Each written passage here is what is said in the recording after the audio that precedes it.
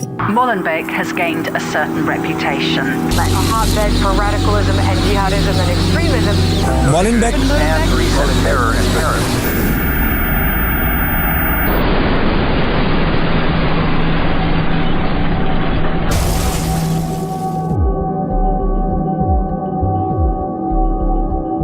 Molenbeek a toujours eu une mauvaise réputation depuis les années 90. Et on parlait de plaque tournante du djihadisme en Europe. Certains médias présentaient ça comme si c'était Kaboul, quoi. Il y a près de 40% de chômage chez les jeunes. Il y a de vraies problématiques liées à la délinquance.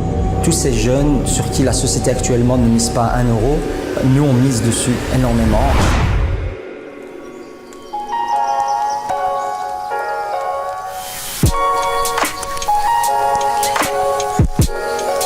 J'ai grandi à Molenbeek. J'ai arrêté l'école à 13 ans. Ça ne me correspondait plus du tout. Au lieu d'aller à l'école, j'ai fait une formation d'éducateur, éducateur de rue. Et puis à 18 ans, j'en ai fait mon métier. À 20 ans, j'ai arrêté, j'ai démissionné, j'ai arrêté parce que ça n'avait pas beaucoup de sens pour moi de donner de l'occupation aux jeunes de quartier sans leur amener de réelles solutions. J'ai été dans une société de câblage informatique et j'ai acheté un ordinateur, je me suis mis une connexion internet et c'est comme ça que j'ai découvert ce monde de l'informatique et 3 mois après je suis devenu indépendant, freelance. Je l'ai fait, je crois, pour montrer à mes parents et surtout à mon père qu'il ne devait pas s'inquiéter. Une fois que j'ai vu que ça l'avait rassuré, j'ai voulu prouver aux jeunes des quartiers qui venaient me voir comme rôle modèle et qui venaient me voir et qui me disaient « Ibrahim, quelle étude universitaire il faut faire pour être comme toi ?»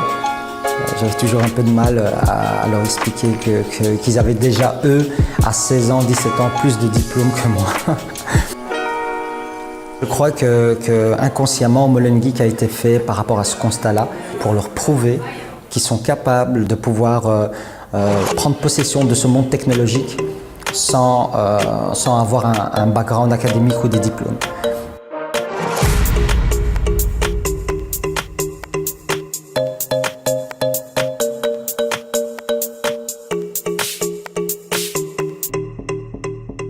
Au début, on faisait juste des week-ends à Caton et des choses comme ça. Maintenant, on a créé vraiment un écosystème qui permet vraiment à ces jeunes de pouvoir être en immersion dans les technologies.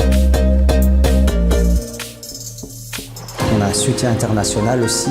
On a présenté le projet aux Nations Unies. On a été à San Francisco, à la Silicon Valley, visiter Google. Facebook, on a été invité à Séoul, on a reçu un prix aussi de chez Samsung. On est capable ici, en Europe, en Belgique, à Bruxelles et à Molenbeek, de pouvoir créer un début de ce qui ressemblerait à une Silicon Valley, mais je veux dire un peu plus éthique. Le plus difficile pour créer ce début de Silicon Valley ou cette Silicon Valley, ce n'est pas d'avoir des grands buildings ou des bons PC ou du bon matériel, c'est d'avoir les bonnes ressources humaines et les personnes prêtes à investir de leur temps. Et ce que j'ai envie de dire aux jeunes, quand on est vieux et qu'on approche de la mort, on ne regrette que ce qu'on n'a pas fait. Il faut oser, il faut se lancer et juste faites-le.